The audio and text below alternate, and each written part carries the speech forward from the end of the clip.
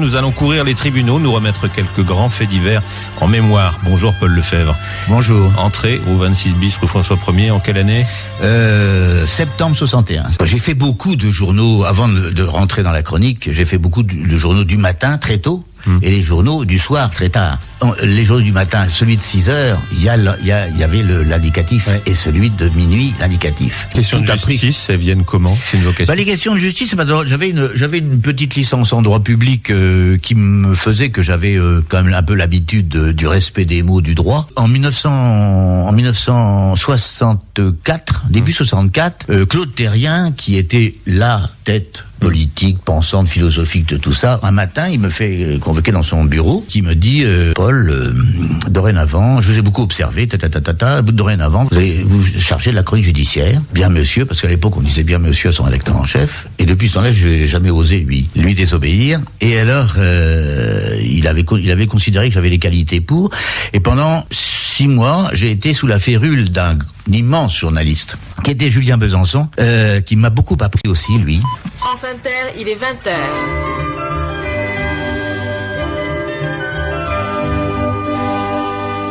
Et voici Interactualité présentée par Paul Lefebvre. Bonsoir. Ils n'iront pas sur la Lune, mais on s'en moque. 3 hommes sont perdus dans l'espace, dans une capsule déséquilibrée, et les seuls liens qu'ils ont avec la Terre sont les liaisons radio que les 3 hommes économisent d'ailleurs, car ces liaisons consomment de l'électricité.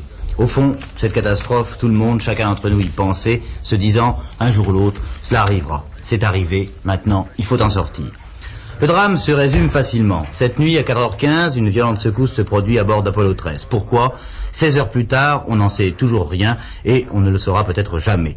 Les astronautes signalent avec beaucoup de sang-froid qu'ils n'ont presque plus d'électricité dans la capsule et que l'oxygène baisse. À Houston, on fait le point, pas moyen de réparer.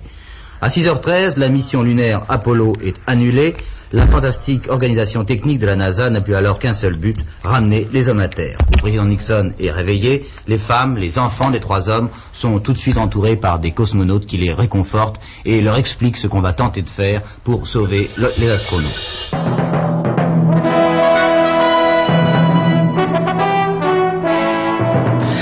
La chronique judiciaire, avant tout, c'est embêtant de dire ça, c'est d'abord des belles histoires. Et moi, en tant que chroniqueur judiciaire, j'ai passé ma vie à raconter des belles histoires affreuses qui donnent le frisson, etc. Mais des belles histoires. Surtout des histoires de passion. Moi, j'ai jamais aimé les trucs de pédophilie, de stup, trucs comme ça. J'aime les passions, les crimes passionnels, quoi. Bon. Alors, pas seulement tu as pris ma femme, je te tue, ou non. Mais par exemple, tu m'as pris ma maison, tu as pris mon terrain, tu as tué mon chien, etc., etc. C'est de la passion. Et la chronique judiciaire, c'est ça d'abord. Et alors la radio, c'est quand même autre chose, parce que c'est comme lorsque vous racontez une histoire à un enfant.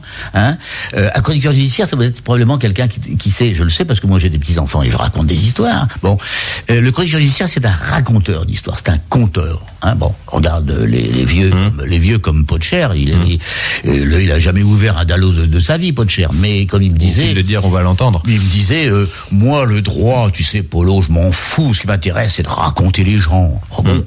Ce qui fait que généralement, on reconnaissait pas tellement l'audience, mais enfin, c'est pas grave. C'est ça, le chroniqueur judiciaire. C'est ça, les chroniqueurs judiciaires. Faut exagérer un peu, sinon c'est pas une histoire, c'est ça?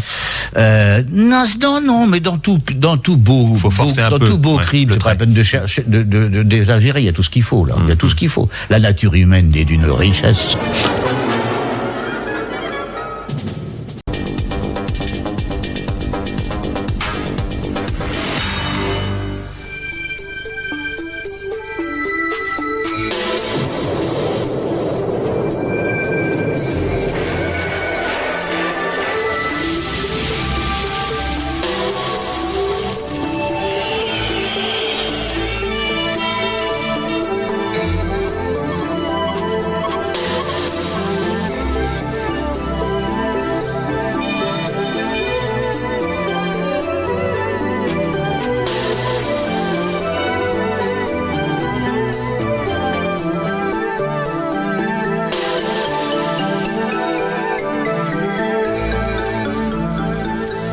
Madame, monsieur, bonsoir. Marie-Laure, bonsoir. Bonsoir mon cher Paul et bienvenue sur le plateau d'Histoire. Ouais.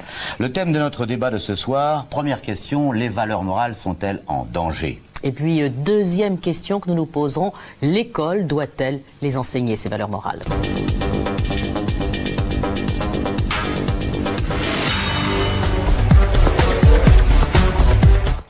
Rendre fou, c'est la question que pose notre première enquête ce soir. Bonsoir Paul. Bonsoir Sidonie. Je vous propose de découvrir le sommaire. Les nouveaux dossiers de Paul Lefebvre. Certains ont été accusés à tort, d'autres doivent survivre à la disparition incompréhensible d'un proche. Enquête non élucidée, instruction bâclée, erreurs techniques, incompétence protégée. Comment surmonter de telles souffrances? Ensemble, nous allons rouvrir les dossiers, remonter les enquêtes, discuter les inculpations, voir si la justice a bien fait son travail. Les cicatrices de la justice, tous les vendredis à 20h45 sur Planète Plus Crime Investigation. Le verdict on insiste, c'est quelque chose de très dur finalement, parce que c'est la sagesse entre guillemets du peuple. Bon, chacun de nous peut être juré demain matin. Chacun de nous donc a la possibilité de choisir la fin de vie ou une partie de la fin de vie de la personne, homme ou femme, qui est dans le box. Donc c'est un moment toujours très difficile, surtout angoissant. Cherchez le mot, angoissant, parce que d'abord il succède à 1 heure, 2 heures, 3 heures, 4 heures de délibéré. Plus les heures passent, plus on sait qu'il y a contestation et discussion au sein du délibéré. Alors, quand il s'agit de choisir entre 5 ou 8 ans de réclusion criminelle, ça va, mais lorsqu'il s'agit de peines relevant de la perpétuité ou au moins 20 ans, etc., là c'est un petit peu autre chose. Hein. C'est carrément la vie d'un individu qu'on va mettre entre 4 murs.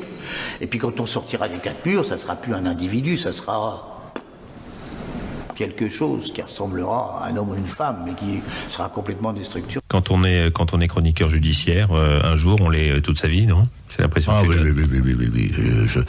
Oui. Toute sa vie. Moi, j'aurais payé pour... Maintenant, j'aurais payé pour faire ce métier, et puis je continue de l'être. D'ailleurs, à mon avis, je sais pas comment ça va m'arriver, mais j'aurais peut-être le temps de faire une chute, à ma propre chute.